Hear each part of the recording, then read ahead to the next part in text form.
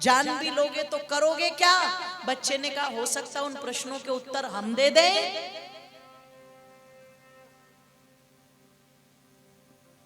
बीरबल कहते हैं अच्छा, तेरे बाप की बुद्धि तो चक्कर काट रही और तू कल का हुआ, तू उत्तर देगा?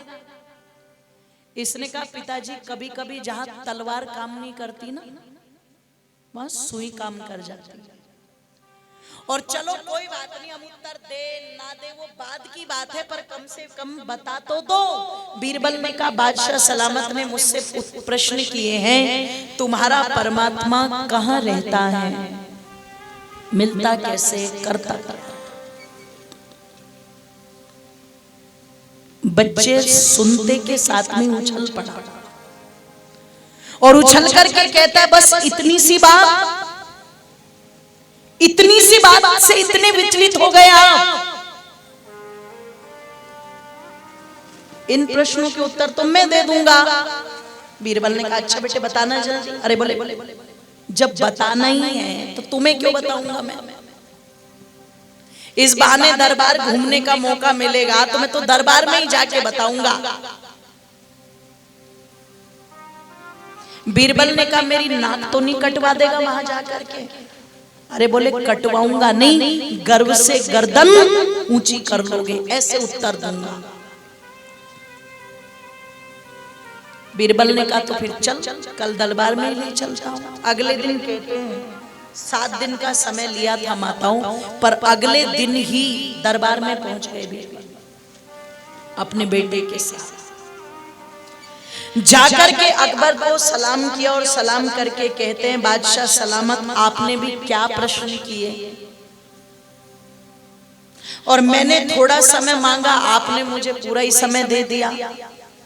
वो तो बाद में मैंने सोचा इतना समय बेकार क्यों करूं, ये कोई ज्यादा जटिल प्रश्न नहीं थे, इन प्रश्नों के उत्तर तो हमारे घरों के खेलने वाले बच्चे देते थे। तो बेटा भी समझ रहा था, बोले बापू भी अपना काम कर रहा है, नाक तो बचा रहा है अपना। अकबर ने कहा अच्छा क्या ये तुम्हारा बच्चा देगा मेरे प्रश्न का उत्तर? बोले हाँ। कि बेटे बता परमात्मा कहाँ रहता है? बच्चे ने कहा बादशाह हो, इतनी बड़ी सल्तनत के मालिक हो, इतनी बड़ी सल्तनत को संभालने वाला व्यवहार नहीं जानता? अगर कोई चल करके घर में आता है अतिथि बन करके तो सबसे पहले उसका सेवा सत्कार करना चाहिए। मैं आया चल करके और मुझ पर आते ही प्रश्न दाग दिए। बीरबल ने सोचा ओहो मैंने तो गड़बड़ कर दी, तो मरवाएगा मुझे आज, ये तो डर भी नहीं रहा। अकबर को भी सुन के बड़ा अचंभा हुआ, लेकिन बात तो सत्य थी। उसने कहा बेटे तुम बात तो सत्य कह रहे हो, मैंने तुम्हारी कोई हाजिर हजूरी कुछ सेवा वो तो की ही नहीं, कोई बात नहीं, तुम अब बताओ क्या खाना चाहो? इसने कहा मैं बच्चा हूं और बच्चों को सबसे प्रिय एक ही चीज होती है। क्या होती है बच्चों, बताना जरा एक बार। कुरकुरे। आज वालों से पूछोगे तो यही बताएंगे कुरकुरे, पर उसने बताया बच्चों को सबसे ज्यादा अच्छा लगता है दूध। आज तो दूध पीना छोड़ दिया और कोल्ड ड्रिंक पी रहे हैं ये सारे के सारे। जैसे कोल्ड ड्रिंक में बुलबुले उठते हैं, ऐसे इनमें भी बुलबुले ही उठते हैं, ध्यान रखना। सारे कुरकुरे हो रखे हैं बिल्कुल। उसने कहा बच्चों को तो दूध प्रिय होता है। कहते अकबर ने आदेश दिया, सोने के कटोरे में दूध आया और जैसे ही बच्चे के हाथ में दूध दिया, मेरी मातो बंधुओं तो यूं उंगली घुमाने लगा। बहुत देर हो गई। अकबर बादशाह कहते हैं बेटे इस दूध में कुछ नहीं है, ये साफ सुथरा है, इसे जल्दी पी और मेरे प्रश्नों का उत्तर दे। बच्चे ने कहा पी तो लूं, पर इस दूध में मुझे घृत तो नजर आ ही नहीं रहा है।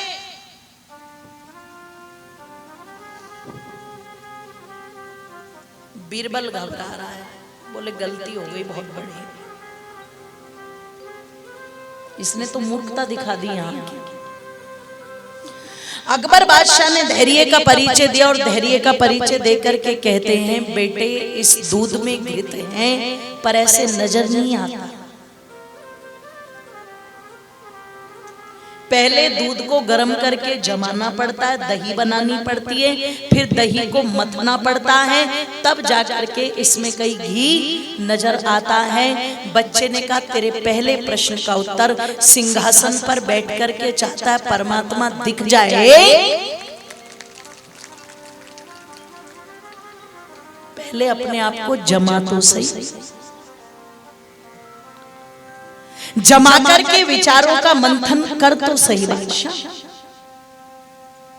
जब अपने आप को जमा करके बैठेगा, स्थिर करके बैठेगा, चिंतन और मंथन करेगा, तो तुझे जैसे दूध में कण कण में घृत है पर बिना मंथन के नजर नहीं आ रहा, ऐसे ईशावास्यमिदं सर्वम यत्किंच जगत्याम जगत, सृष्टि के कण कण में परमात्मा है, पर जिसने अपने आप को जमाया नहीं, जिसने अपने आप को मथा नहीं, अरे उसको परमात्मा नजर नहीं आता। ये तो उन्हीं को आता है जो अपने आप को जमा लेते हैं, मत लेते हैं। तालियां बज गई पूरी सभा में, सब खुश। क्या गजब! बीरबल का भी सीना थोड़ा चौड़ा हो गया।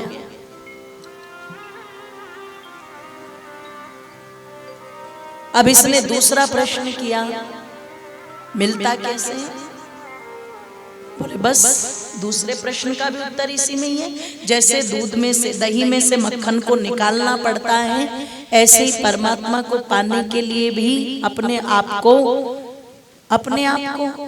झंझावातों से, जोर से बोलो, निकालना पड़ता है। और जो व्यक्ति झंझावातों से अपने आप को निकाल ले, उसको तो परमात्मा सहज रूप में प्राप्त हो जाता है, क्योंकि उसको अलग से कहीं पाने की जरूरत नहीं है। वो कोई मोबाइल का टावर नहीं है कि एक जगह ज्यादा काम कर रहा है और दूर चले गए तो थोड़े कम काम कर रही है रेंज, ऐसा नहीं है।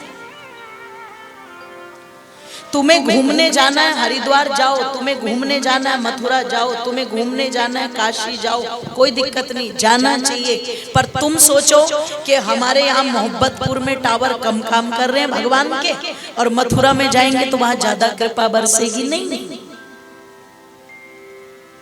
उसकी कृपा यहाँ भी इतनी ही है। तो कहा कि उस परमपिता परमेश्वर की व्यवस्था को जानो, वो सब जगह है, और जो सब जगह है उसको किसी एक जगह मान करके उसका अपमान मत करो कि वो एक ही जगह होगा। बस सब जगह है, सब जगह उसका जो एक व्यवस्था है वो कार्य कर रही है। और जो परमात्मा को सब जगह मानेगा वो कभी पाप में प्रवृत्त नहीं होगा। जिसको पता है वो इस खेत में भी है, मेरे घर में भी है, मैं जिस काम करने के लिए जिस ऑफिस में जाऊंगा वो वहां भी है, वो मेरे घर के आंगन में भी है, वो मेरी उस अलमारी में भी है जहां पर मुझे कुछ रखना है, वो सब जगह है। तो जो सब जगह मानेगा भगवान को, उसके मन में पाप करने का ख्याल आएगा क्या? बोलो नहीं। पाप करने का ख्याल कब आ रहा है कि जी मंदिर में तो है, पर घर का जो खुफिया कमरा है ना, अंधेरे वाला, उसमें नहीं। इसलिए आप लोगों ने देखा होगा ज्यादातर चोरी डकैती अपराध कहाँ होते हैं? मंदिरों के सामने नहीं होते। कहाँ होते हैं? जहां पर लोगों की आवाजाही, जोर से बोलो, कम होती है। उनको लगता है यहाँ कोई देखता नहीं, पर निवेदन कर दूं वो ईश्वर सब जगह देखता है, सबको देखता है। इसीलिए कहा जा रहा था कि परमात्मा न माला न माल देखता है, सिर्फ वह हमारे एमाल देखता है, बाहर से नहीं। वो तो तुम्हारे अंदर ही सीसीटीवी कैमरे ऐसे फिट हो रखे हैं, वो चिप के डाउनलोडिंग अंदर ही चल रही है पूरी की पूरी। और जिसने इस चीज को समझ लिया कि वो डाउनलोडिंग मेरे अंदर चल रही है, वो सिस्टम मेरे अंदर ही फिट है, वो पाप की तरफ जाता नहीं। आज दुनिया में पाप बढ़ने का एक सबसे बड़ा कारण ये है कि हमने उसे मथुरा में माना, हमने उसे काशी में माना, हमने उसे हरिद्वार में माना, किसी ने उसे यरूशलेम में मान लिया, किसी ने उसे मक्का मदीना में मान लिया। आज सबसे बड़ा कारण यही है कि पर्टिकुलर एक जगह हम कैप्चर करके बैठ गए कि यहां पर वो ज्यादा काम कर रहा है। महर्षि दयानंद ने कहा था वो ब्रह्मांड का मालिक है,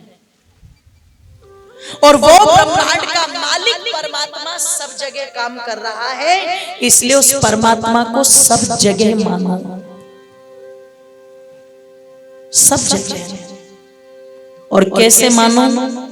तो आओ जरा तालियों को खोल भी देना और बोल भी देना कि डूबतों को बचा लेने वाले, डूबतों को बचा लेने वाले,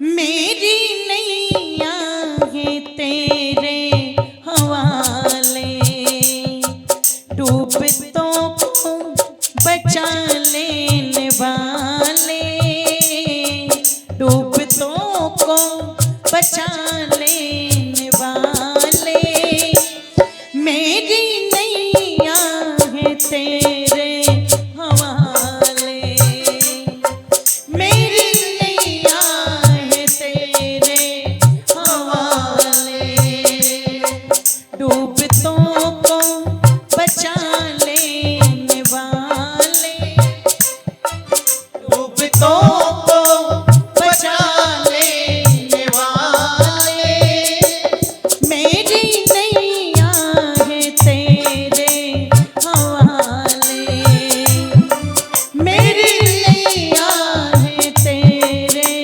हवाले, बोलो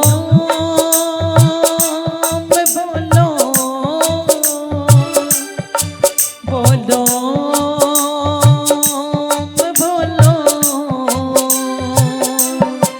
बोलो बोलो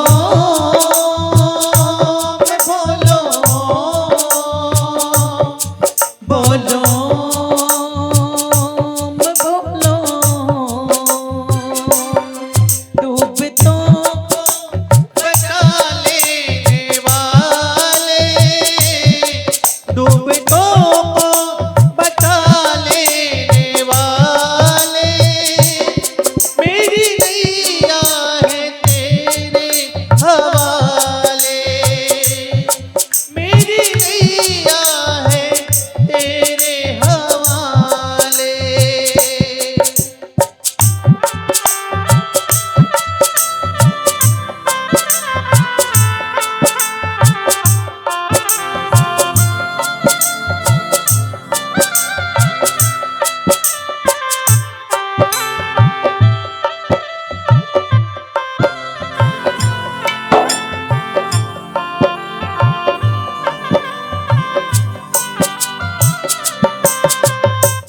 दोनों हाथों को खोल दीजिए एक साथ सभी के सभी।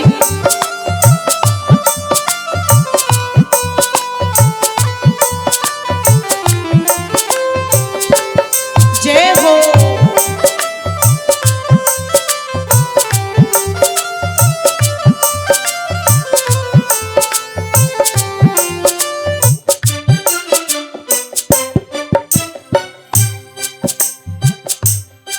लाख अपनों को मेरे पुकारा, सबके सब कर गए हैं किनारा, लाख अपनों को मैंने पुकारा, सबके सब कर गए हैं किनारा, और कोई ना देता दिखाई, अब तो तेरा है मुझको सहारा, और कोई न देता दिखाई, अब तो तेरा है मुझको सहारा, कौन तुझ बिन भंवर से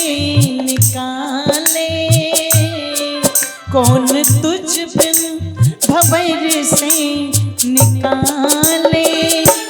मेरी नैया है तेरे हवाले, मेरी नैया है तेरे हवाले। डूबतों को बचा लेने वाले, बता ले वाले। मेरी नैया है तेरे हवाले, मेरी नैया है तेरे हवाले। बोलो बोलो बोलो बोलो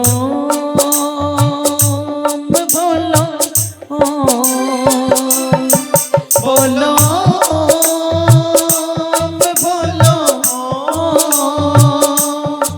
बोलो बोलो बोलो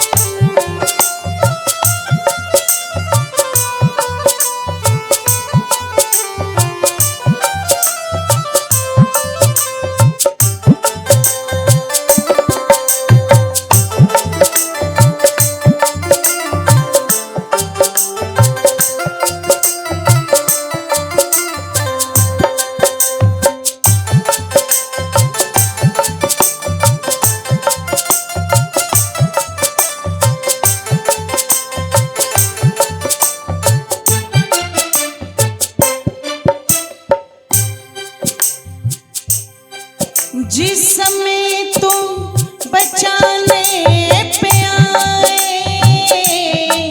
आग में भी बचा कर दिखावे। कई जगह पर भूकंप आया, पता लगा कई लोग तो ऐसे थे जिनके ऊपर कुछ गिरा भी नहीं, तो तब भी मर गए। और कई जगह ऐसा भी रहा कि 4-4, 5-5 दिन तक मलबे के नीचे दबे हुए नवजात बच्चे, बोलो, वो भी बच गए, वो भी बच गए। लोग उसे चमत्कार कहते हैं, पर चमत्कार नहीं है ये उस परमात्मा की व्यवस्था है। जाको राखे साइया तो